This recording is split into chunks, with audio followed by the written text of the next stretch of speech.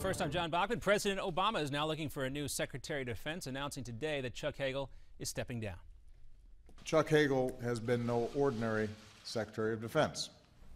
As the first enlisted combat veteran to serve in that position, he understands our men and women like few others. Secretary Hagel calls serving as the Secretary of Defense his greatest privilege in his life.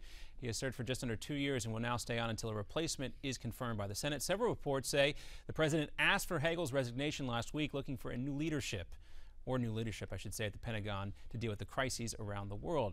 And things are getting messy in Buffalo, New York, with temperatures pushing into the 50s today. There are concerns now about flooding. This is what it looks like there as a lot of the snow starts to melt off. Floods are much more dangerous and destructive than people think. Well, residents are being told to clear out their basements, and they've been warned that evacuations may be ordered. Yesterday, the National Guard was put to work clearing storm drains and shoveling snow off roofs in danger of collapse. And snow, wind, and rain could also make for a mess this holiday weekend as a lot of folks look to travel to Grandma's house. A big storm expected to hit the Northeast on Wednesday as millions of people try to move around the country. An early look says several inches of snow could hit north and west of I-95 from Philly all the way up to Maine. And more protests in Ferguson, Missouri, as everyone waits for that grand jury decision in the shooting death of Michael Brown. Protesters over the last couple of days have been largely peaceful.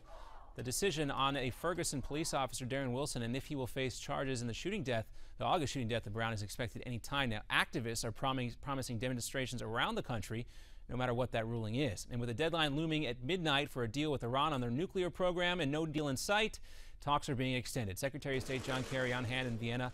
Iran and 6 world powers still could not reach a deal, though. That new deadline is now the end of June. And dozens are being treated after a deadly bombing in Afghanistan. At least 50 people were killed by a suicide bomber at a volleyball tournament yesterday. It's the worst attack in Afghanistan in several years. Also today in Kabul, one bombing killed 2 NATO troops, while another in a crowded market killed at least 6 people.